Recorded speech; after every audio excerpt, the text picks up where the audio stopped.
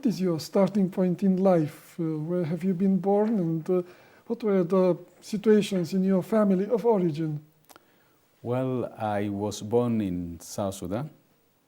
By then it was called the Sudan. Sudan, yes. I was born in the southern part, the very southern part of it, near the border of Uganda, just about 25 miles from the border of Uganda. Yes. And my father, he's late now, was a Catholic. I see. My mother, a Catholic. And all of us in the family, basically our grandfather was a Catholic, and everybody in the family was a Catholic. That's the majority religion? Yeah, that's the majority religion in that part of the country where we come from. How many siblings are you? Well, we were 6 altogether, but there were some that has passed away. There are 4 of us now. I've got 1 sister, and then actually, plus my sister, we are 5. I see. Yeah. And so you have memories of your childhood? It was a peaceful, pleasant childhood, or? No, my childhood actually is part of the history of Really? South Sudan. I think our Sudan as a whole. I was born in, just the time I was born, my family ran as refugees into Uganda. Because there was a civil war that started in around 1955, 56. I see. Just right after independence, there was a civil war. There was a fighting between the North and the South, which is called the First South Sudan Civil War. And therefore, we went out to Uganda. My father was part of the fighting force. So my mother and us, we became refugees. He comes from time to time to see us in the refugees camp, but it was mainly my mother who was in charge of bringing us up. So you were part of our lives. You were born already? I was just born around the border area when people were running, I was in some culture I would have been called the child of running. But actually I have another name which is called gun in my dialect. But I don't use that. That is used at home. I see. Yeah. So you grew up in a refugee camp? Partially, yes. Partially. I grew up the first 7-8 years I was in the refugees camp. Really? Yeah. It took so long? Yes. And then people went back. We went back. Then I started my early childhood in the refugees camp, and then my middle childhood was back in South Sudan or Sudan then. And from then on, the situation was peaceful? Or yeah, for 10 years. For just 10 years? Yeah, for 10 years. What happened next? 1973 to 1983. In 83, a civil war started that ran for 22 years, which ended in 2005 with a comprehensive peace agreement, after which South Sudan did a referendum in which they vote for independence. Yes. And South Sudan became independent in July 9, 2011. So but then right after that, 2013 December, another situation erupted. So our lives have been mainly punctuated by some peace, but mainly in civil war. So 10 years later, you were by then 16 or 17 when again there were troubles. What happened? You fled again the country, or you remained? Well, by that time now I was an Adventist. You were already an Adventist? Yes, I became an Adventist in 1980. Yeah. Yes. So when I became an Adventist, you see, Adventism, when it came into South Sudan, it was one of the refugees who went back from Uganda, called Pastor Fulgencio of Okayo, who actually got the Advent message from Uganda. It was he has a very good testimony. Through dreams and other ways, God intervened in his life. And then when he got this news, he decided that he was going to share it with his people. So he went to the village. And then there were other people who also came from Ethiopia. They came from Ethiopia into the eastern part of South Sudan, northeastern part of South Sudan. Why did they come also? They also were refugees, and then they were returning.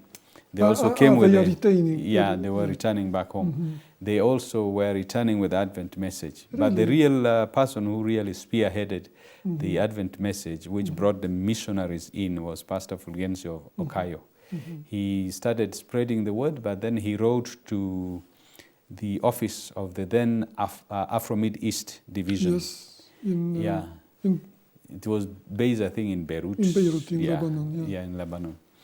So he wrote to those people that we also need the work of God to start here. Yes. So then Pastor David Ogilo from Tanzania was the first missionary who was sent by the Afro-Mid East Division Yes. to South Sudan in 1979.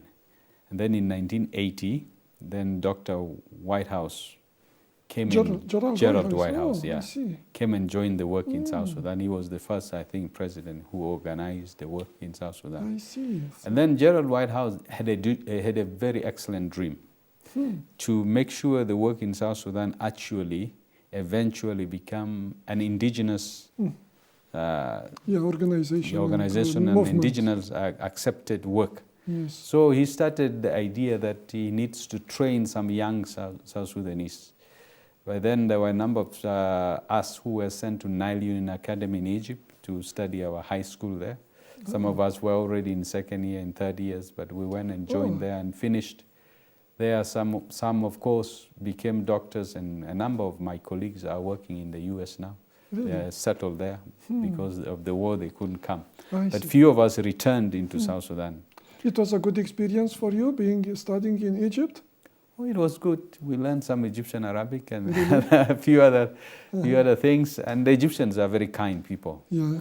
Generally, they accept people. They like South Sudanese and Sudanese for that matter, because we share the same river Nile. The same? The river Nile runs from South Sudan into Egypt, so they call us the children of the Nile. Oh, beautiful. So we were well accepted, and we really enjoyed our time in Egypt very well. What was next? Then after that, of course, we had to proceed with our education. But then the war now was raging when we were outside. So after I finished in the Middle East College, then now Middle East University, then I went to Solusi. By then it was Solusi College in Zimbabwe, affiliated to Andrews University. Then I finished there theology in the Middle East College. I finished education. So then I decided to return back into South Sudan in 1993. We'll return to that. But actually you didn't tell us how you personally became an Adventist. Well, I became an Adventist when one of my uncles became an Adventist. But before that, you know, when my father died, there was a lot of mysteries around his death.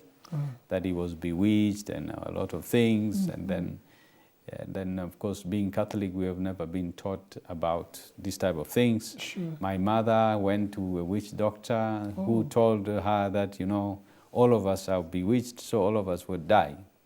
And then, so, unfortunately, there is a mixture, as I understand, of Christianity, Roman Catholic Christianity, and local local beliefs, traditions, witchcrafts, and all those type of things. Probably worshipping the ancestors. The ancestors, that was part of that was part it was of a mixture. Yeah, it was a mix. It's a dual worship.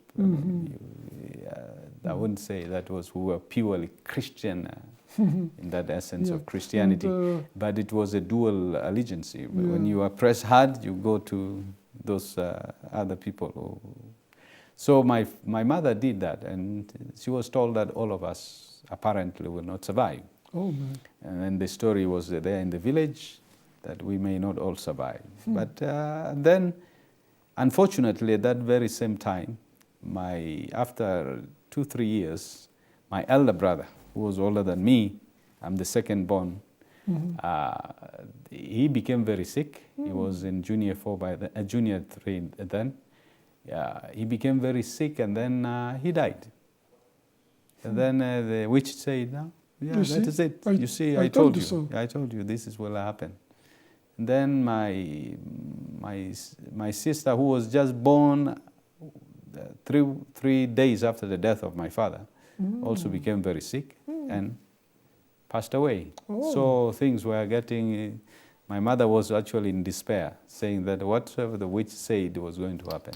So at that time, I went to the priest who was the priest of the Catholic by then, called Father Paride Taban. I asked him some questions about these things. Then he gave me the New Testament in our language to read.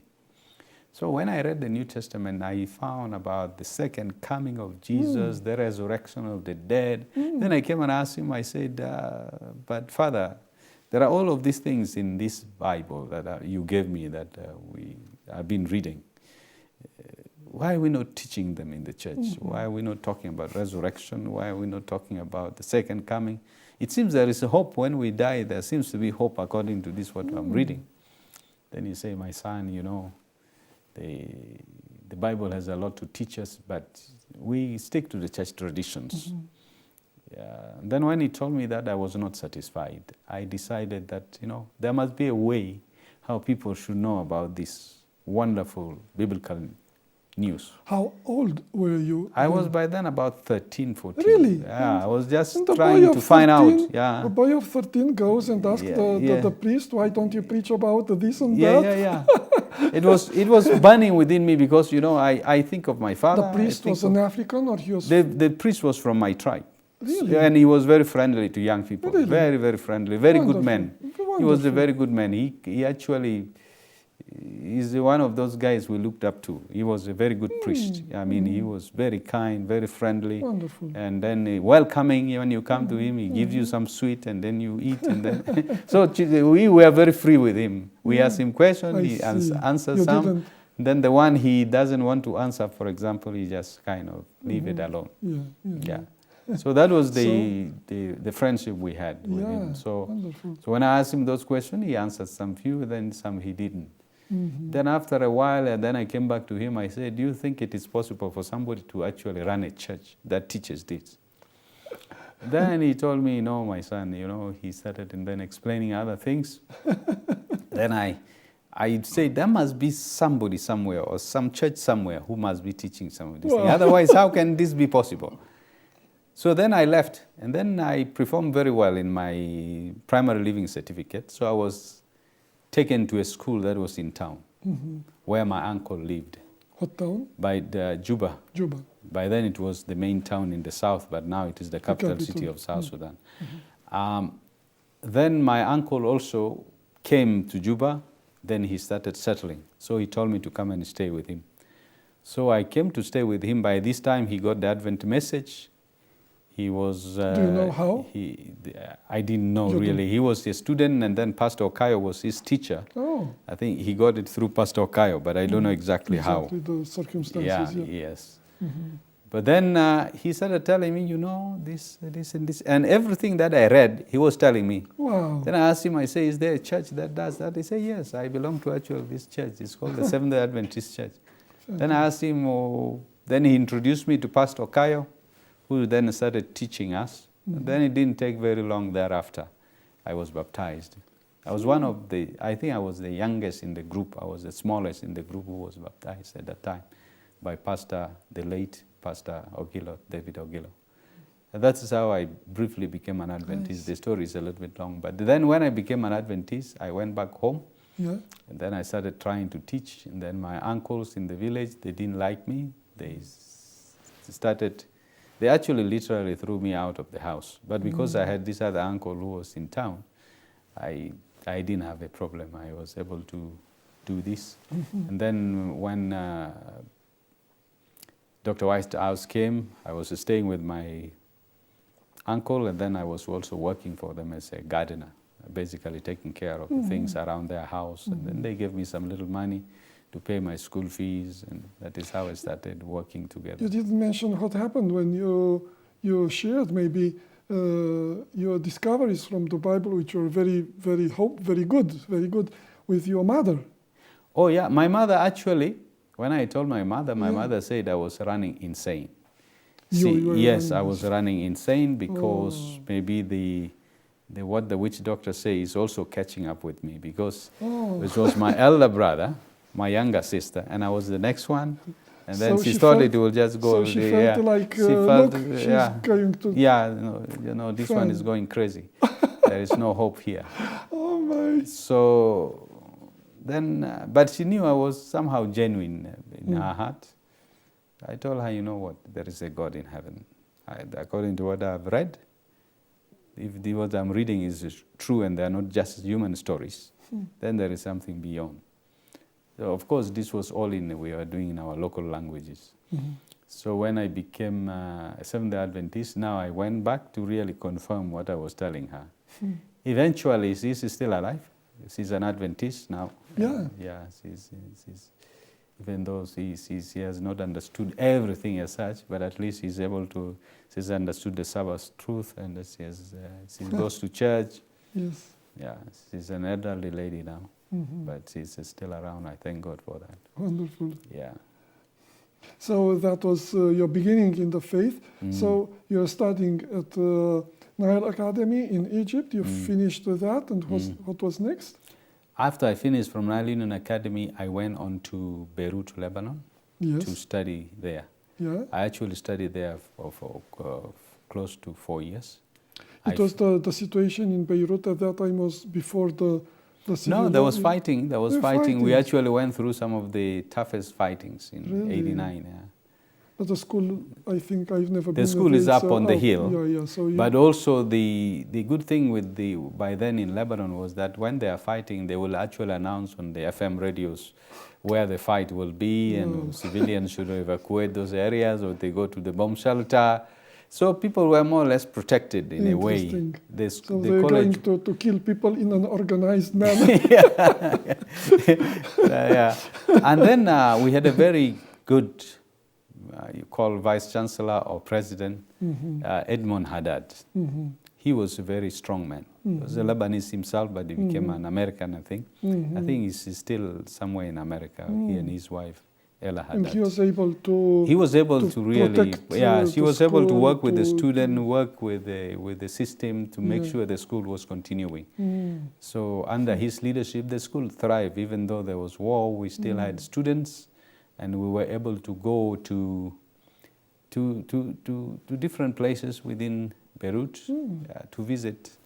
During quiet time, he would take us out, like to Tripoli to see the cedars, to go somewhere around there. There's a school van. Sometimes he drives himself. Sometimes he gets a driver. He was like close to us. He was like a father to us. Wonderful. Yeah. It had a strong influence. It had a on you. strong influence on me, at least personally. Yeah. Yeah. Because sometimes he even come and work with us on the grounds. When we're working on the grounds, he comes, he joins us, we talk, he tells us about life and how we should. I remember there was one time there was a fire that was started by one of the shrapnels of the bombs on the upper section of the school. So he came and mobilized us. We went and put off the fire. And then after that, he went with us to the cafeteria. He started telling us, this is our school, we need to take care of it and ensure that it survives. So he was like, really, he had the passion to see things happen. That was some of the passion that he passed on to some of us, because we really want to see the church as a message giver to this world, really to be strong. How did you finance your studies? Well, that one was a good one. That's a good question. We had an opportunity to canvass, to sell books. Yeah.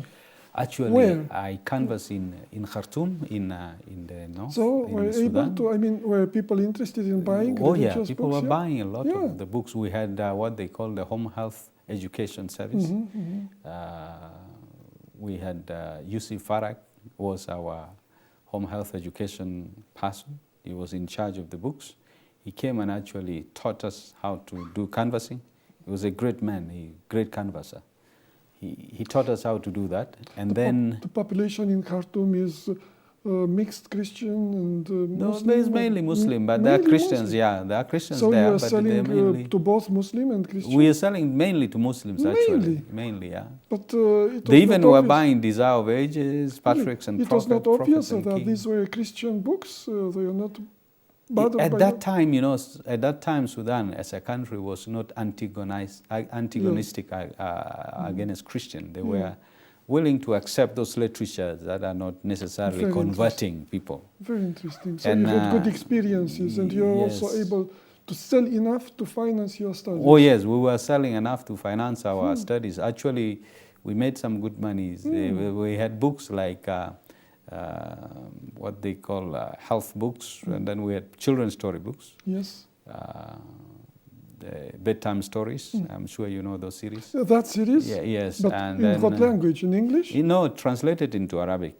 Translated into Arabic? Yeah, we had the I Arabic never- version of the bedtime stories. 6 books. 6 books. Yes. Wonderful. Yeah. With the original drawings, the original The drawings pictures? inside there, well, I don't know whether they're original Sure. really, but the pictures I think are more Arab than, I see. yeah. That's But good. they of course maintain some pictures that are original, Yeah. I think so. Yeah, very So interesting. we sold a lot of those books in the north in those days. And also I canvassed in Egypt.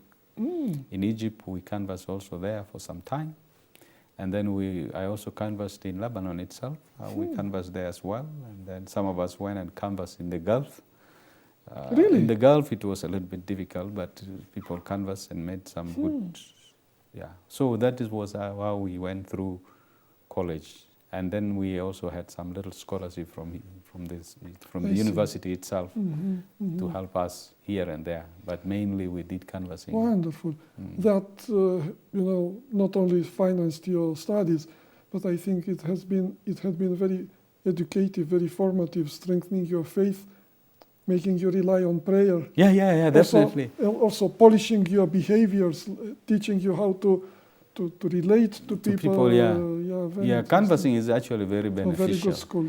I will, if you ask my own opinion, I would strongly urge that it should not be dropped as part of the training of a pastor or of a minister, because it really teaches you total reliance on God. Because when you pick up your bag in the morning, Yeah. you don't know what, you don't know who you meet. There was one time we were arrested. Really? Yeah, because some women called. When we knocked at the door, she couldn't answer, but she called the police. There were strangers at my door. I don't know what they want. But then the police came. The next thing we knew is that there were police behind us. We say, what's happening? Say, you're coming here, you are knocking. What?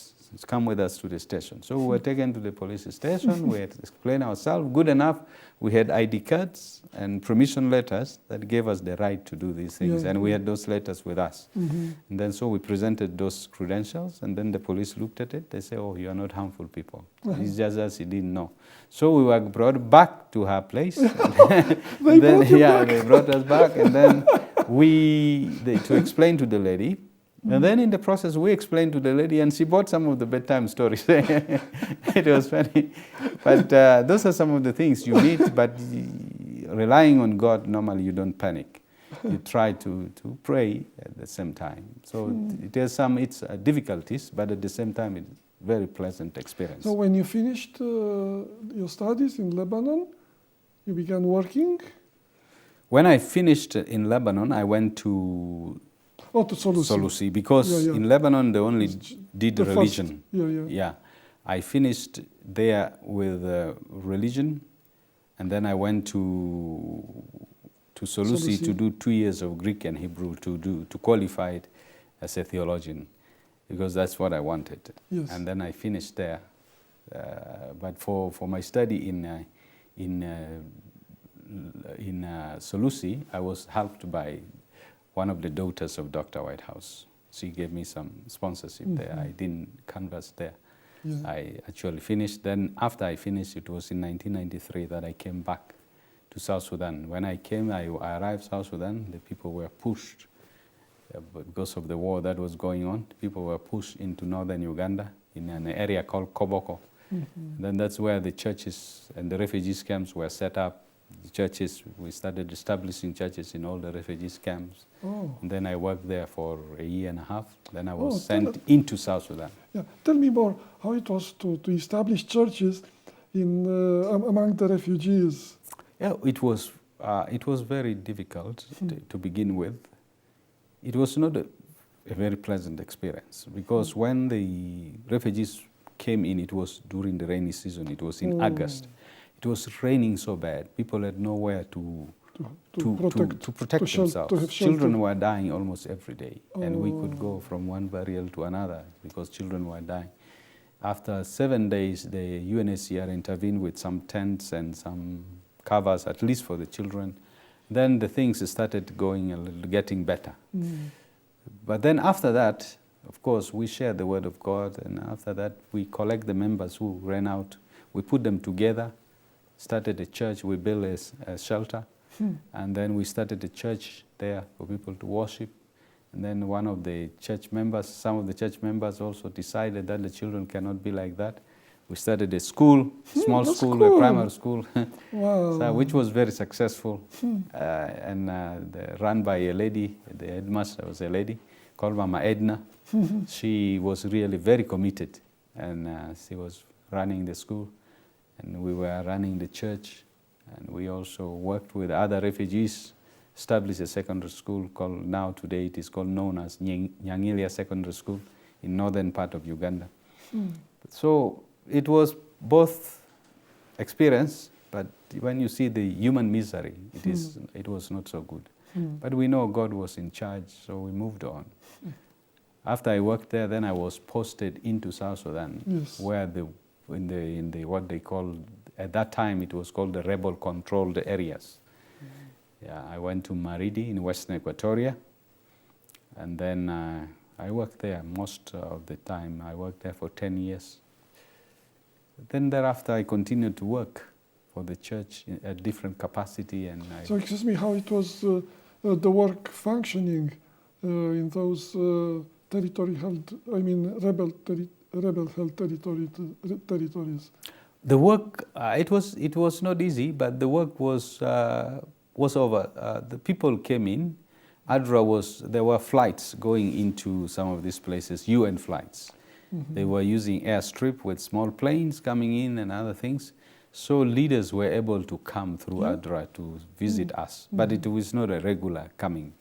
They will come like once in a year or once in 2 years to come from the Middle East Union to come and visit us. So we were more or less self-sufficient. We had to be because we were. Some degree of freedom you still had.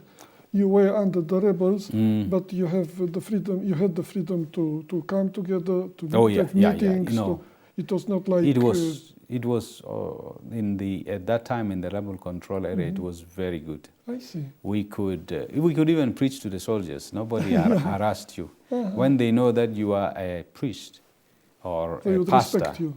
they respect you highly. They will allow you to go. Yeah, they will allow you to go to places. Of course, by then I was young.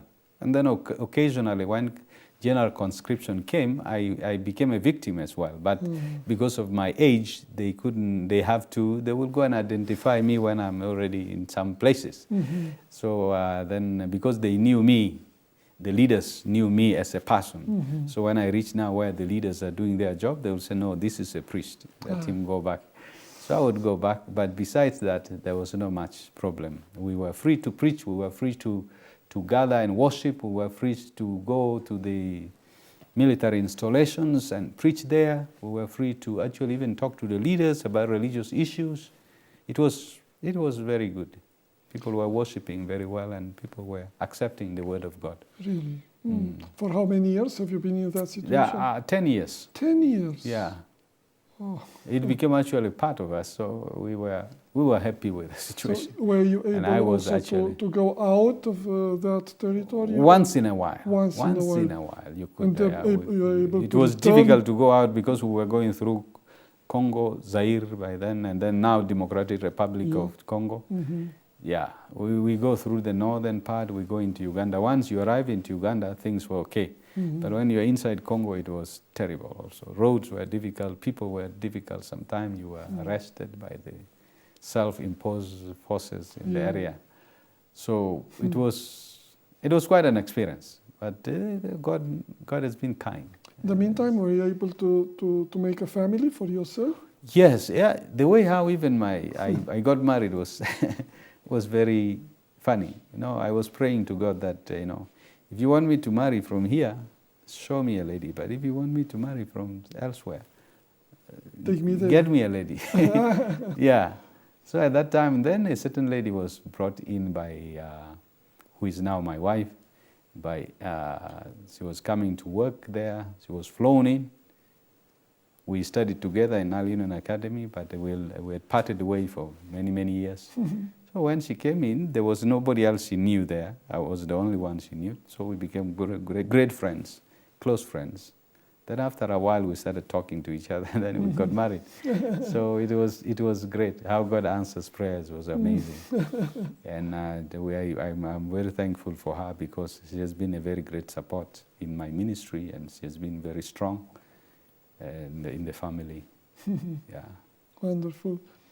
Now you have been for 10 years in that situation. What was next? Well, after that situation, of course, the church then asked me to work for ADRA for a while, to work with ADRA for a while. I worked for ADRA as well. Also in South Sudan? Also in South Sudan. And then by then the ADRA office was in Nairobi here.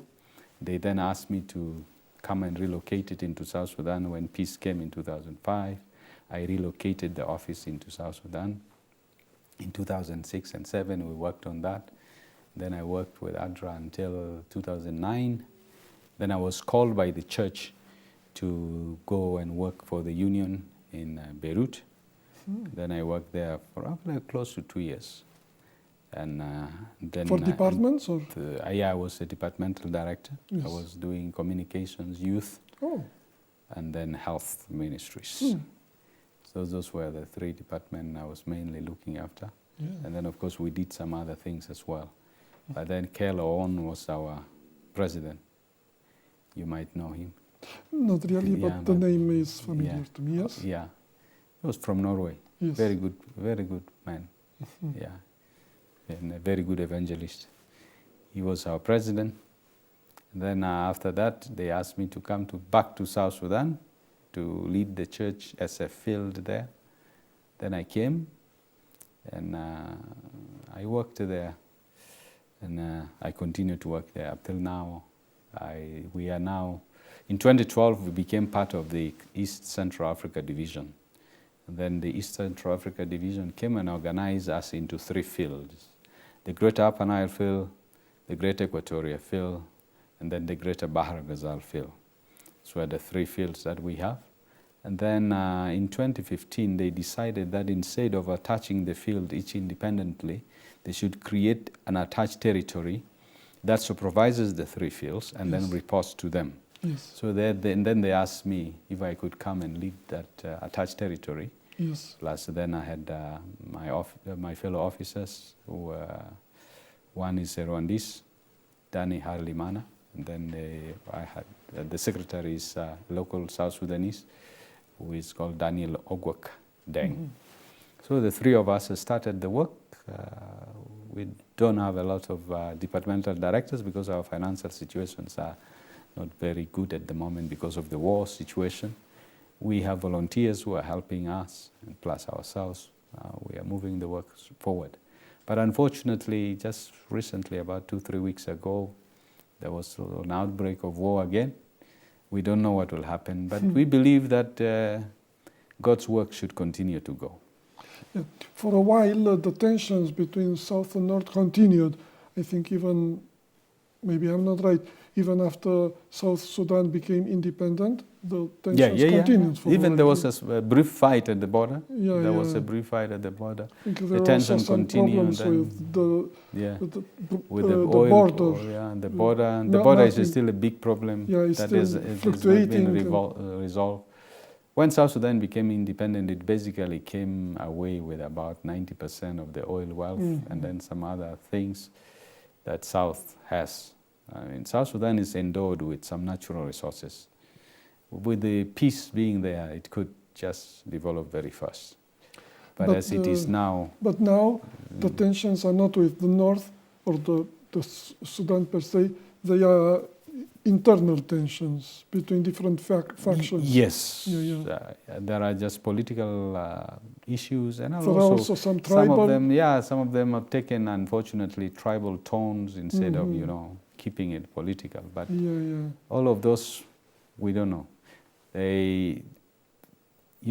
Some of us are so kind of used to Not really, you cannot get used to war, but Sure, sure. you get kind of now, you see that this is kind of a part of life. Yeah, You yeah. have to cope up with it. Mhm. So we just work with it. We just continue to work. We don't give up because So you told us something about the beginnings of the Adventist mission in Sudan, in South Sudan. At this time, what was the situation of the church? Roughly how many members, Adventist baptized members, do we have in South Sudan? And if you can say roughly in the Sudan per se. well, in South Sudan right now, the statistics says that we have 27,300 members. Quite a number. In the north, unfortunately, I do not have a good figure, but roughly there might be between 500 and to 700 people, members there. But because of the current situation in South Sudan, some of our members have also gone into the refugees camp in the north, which is Really? in the Refugee Khartoum, camps in the in- Sudan area, in Sudan. So some So- South Sudanese flew to Sudan. Yeah, they've gone back to Sudan Oh, man. as refugees now. And then that has most probably increased the number there a little bit, but it will not be more than 1,500, 1,600 members who may be there at this stage. Why this disparity? Because I don't know, unfortunately I don't know, but I suppose Sudan has a larger population. The territory is much larger, yeah? Yes. Yeah, and the population in North Sudan is larger than in the south, yeah? Yeah. And why so many Adventists in the south, why so few in the north? Well, first of all, the work of the Adventists Started in the south. So that has given basis for main South Sudanese to become Adventists and also share that same message with their people. Yes. Secondly, South Sudan is mainly Christian animist country that is dominated mainly by Christians and animists. And the north is known to be mostly Islamic Yes. in nature, and then most probably there are Christians there as well, and most probably the Islamic part of it might have played also its part, but I think also indigenous people who will take up the message and spread it there are very few. So we need to develop pastors also who were originally from the culture, who could In understand. the two countries, you speak the Arabic. same language? Arabic. We speak Yeah. commonly Arabic, yes. Even in the south, we have, even though the version of the Arabic is a little bit different, Yeah. many of our people, the current generation, a number of them have stayed in the north.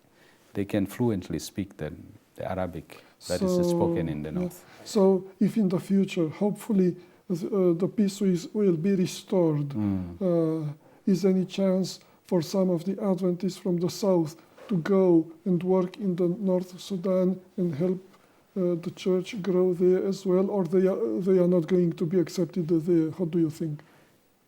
No, in fact, right now we even have some few who are doing some bit of work there. Wonderful. If there is peace, we personally, in the south, in the church in the south, we believe that South Sudan is well placed to be able to do a lot of work, not only in the Sudan, even in some part of the other Arab world countries. Really? Because we have the understanding of the culture of the Arabs. And then quite a large number of us speak Arabic, and the classical Arabic, that some of us are educated in that Arabic, and some of us actually lived with these people side by side, ate their food, move around with them, and we have that understanding that reside within our population. And we believe that that's why one of our goals right now is to start a pastoral training center in Juba, in South Sudan. And we've been working with the ECD on this, East Central Africa Division. The president and the education department, they are very supportive. We have identified Baraton to help us in this. It's just right now the situation is not so good.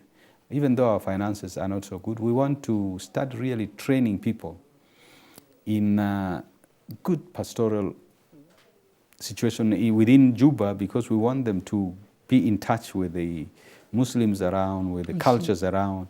And then if we can build a workforce that could be sent, because there is one advantage we have as South Sudanese, is this. We have both the African culture and the Arab culture, if I may use those words. We have the understanding, we are like a bridge in between the two worlds.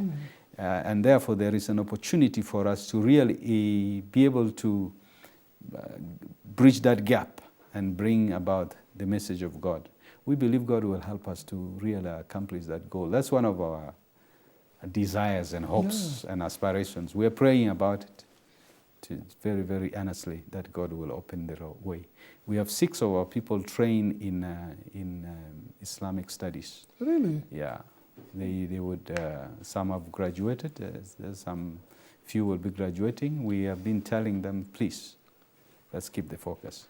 I think that this is also partly a heritage from Dr. Whitehouse, because he has been very serious about, developing a way of presenting the Christian message for our Muslim brothers. And so to see that some of your people are seriously getting trained for that and looking for opportunities, it's very impressive. We believe that, really Jesus' message to tell us to go to all the world. Yes. Then in Matthew 24:14, he said, one of the signs for the gospel, for his coming, is for this gospel to go throughout the world. Yes. We believe in that family. We believe that the Arab world, somehow God will do something, it will open.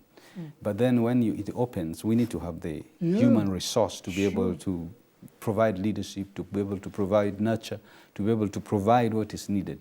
We cannot wait until it opens first. We have to go forward by faith. Me very much to see that at this time, of course, there is very little hope. Very little reason, very little evidence to build faith on, or to build hope on. South Sudan as a country is through very difficult times, and nobody knows if what's next for you is peace or another explosion of war and violence. But in spite of that, we have this vision that our workers, our evangelists, could go from here and work in many, many places and do a pioneering work. I'll pray for you, and I Thank you. We really appreciate it. Our viewers will also catch that, and while we can't help too much, but we can pray for that. Yeah, not just, as you said, not just waiting. And one day the doors will be open, and we don't know what to do. Yeah, the thing is, we maybe because of our situation of war, we're always hopeful about situation that looks like nothing can change. We always think that, the other thing is also we believe that God's timing may surprise some of us, because, human beings, we are used to the situation we create for ourselves. We are used to that. We create our situation, and we make sure things are like this. We organize our lives. And when there is a trauma of instability, it throws us kind of out of balance and all this type of thing. But if you've been in a constant shift, like some of us have been, you will learn that, things are not normally the way you organize it. And God is actually supreme. At the end of the day, He will provide. And we believe that this message is not ours, it is His. If He wants it to go to the Arab world, He will open the door. If He has a way of saving them the way they are, He knows. It's up to Him. It's up to Him. It's not up to us. But ours is to really be there for Him if He needs us to be there for Him. Wonderful. Yes. Yeah, I'm very, very, very impressed.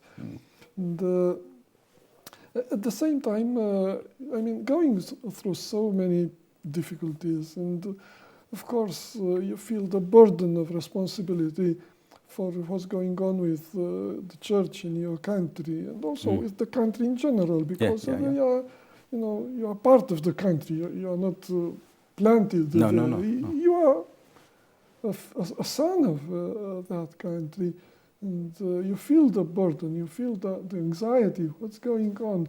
What can we do for a better future for us and for our children? At the same time, you express your hope in a better future by continuing your education in this very place where we are filming. So you are now in a doctoral program here. Tell us a little about that. About the doctoral program? Yes, your doctoral program. Yes, we are doing. You may say we should be happy to survive, or but you are not content with that. You aim high, and you say, while people are struggling, some are fighting each other, some people just wait to see what's going to happen, I should be better prepared for a better future. So well, actually, the reason why is we have a number of us studying here at A number AUA. of us. Yes. It's not just you. It's not just me. It's me. It's only me who is doing the doctorate program. Yes. We have a number of our people who are doing the masters in leadership, in pastoral theology, in missiology, and then also in other pastoral ministry courses that are offered here. The reason why we are doing this is because of our vision. We think that because of the war situation in South Sudan, we may not be able to have the privilege like others have to bring people from outside to do a lot of things in the training and the preparation of our people. Yes. So you have to. So what are we going to do? We have to build our capacity. So we have to build our capacities to the extent that we can provide training for our people. If we say we're going to be able to reach other places besides our own country, we should have competent people who knows what they're doing, because if they don't know what they're doing, they scratch the surface and then they cannot stand up to the tide of time. So that is one of the reasons why we are doing what we are doing right now, based on what our vision is. And then two, we also have encouragement from the East Central Africa Division leadership, Pastor Beleses Ruguri, Pastor Korale, and Pastor Elder Habimana. And then also previous to that, also you had the secretary who is now retired, Walemba, Dr. Walemba. They have given us a lot of inspiration to continue to build our capacity so that we can offer excellent service to God. Wonderful. Yeah. We have just a few minutes left, and you personally are, like a symbol of the hope and proactive attitude, of the resilience of the people to move on in difficult situations and to build a better future. But if another story, a friend of you, a colleague of you, a family of Adventists or any other faith coming to your mind, just share with us before we conclude the conversation. Well, actually a number of my pastors come in my mind, but maybe let me just tell you one story of one of our pastors. He's already there in the mission stories.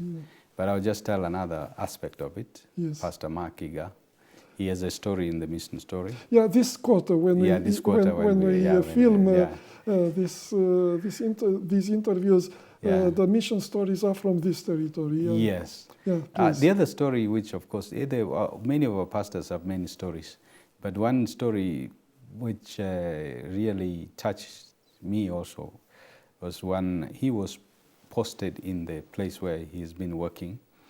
There was no way how he could reach some of the places. Some of the places have never been reached. We have members there, but nobody has visited them. Really? So he decided that he was going to visit these members. Of course, it is a 7 days walk on foot to reach that place. So he started, we asked him, Pastor, how are you going to make it there? He said, well, I will take a boat, and then after I take a boat, we'll walk for 7 days. So I told him, I said, well... Excuse me, so the reason they are not visited by others was not war or situations like that, but geographical isolation. Yeah.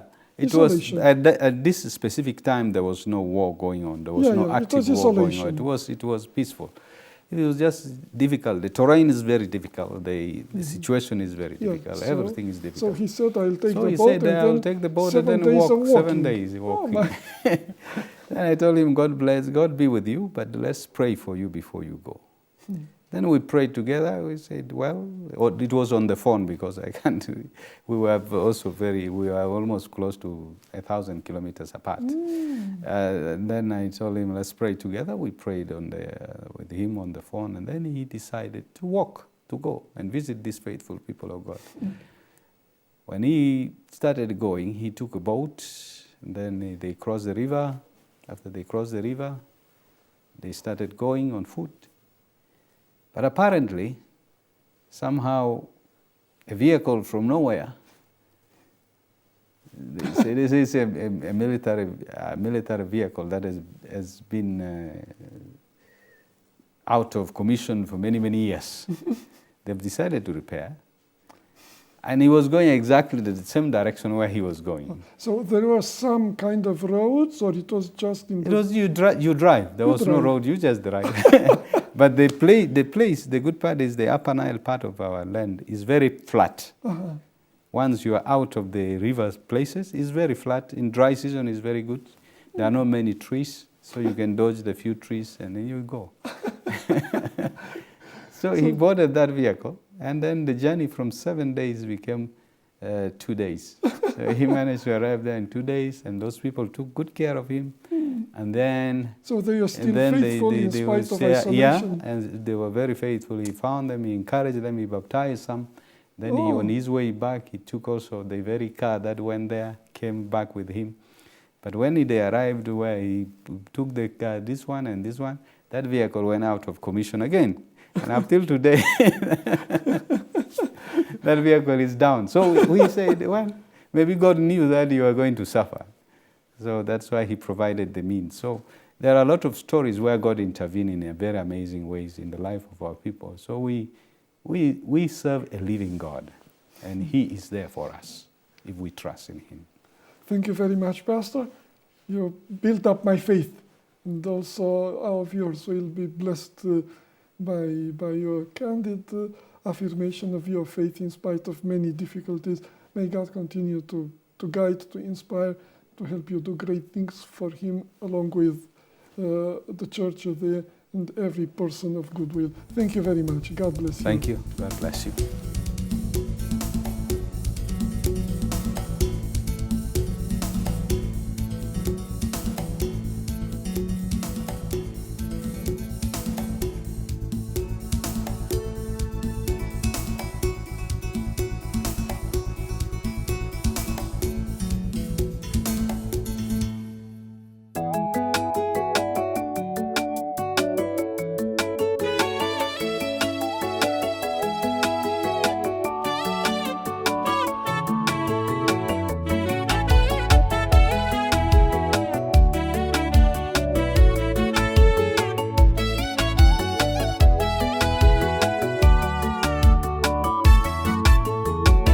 Nitafikia lini pale palipoandaliwa kwangu, ninapojaribu kupiga hatua ya dunia yanirudisha nyuma. Natazamia bandari mbele yangu, ninajipa moyo nifike huko, nachuchumilia yaliyo mbele niuone uso wa Bwana. Nitafikia lini pale palipoandaliwa kwangu, ninapojaribu kupiga hatua ya dunia yanirudisha nyuma. Natazamia bandari mbele yangu, ninajipa moyo nifike huko, nachuchumilia yaliyo mbele niuone uso wa Bwana. Pale kwenye bara lile nzuri ajabu,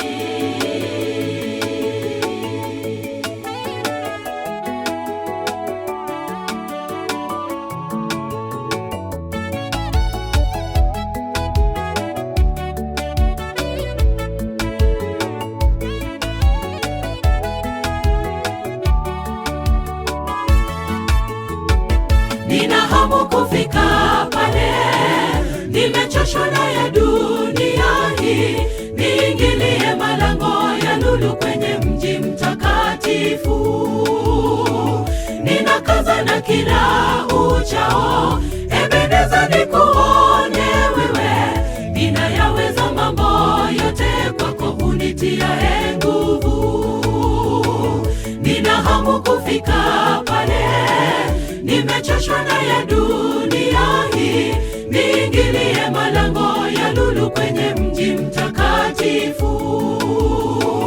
Ninakaza na kila uchao, Ebeneza nikuone wewe, ninayaweza mambo yote kwako unitia nguvu. Pale pale pale kwenye bara lile nzuri ajabu, wenyeji wa mji wapendeza, natamani kuingia. Ya dunia mengi ndugu yangu, lakini ujitahidi. Ya dunia mengi ndugu yangu, lakini ujitahidi.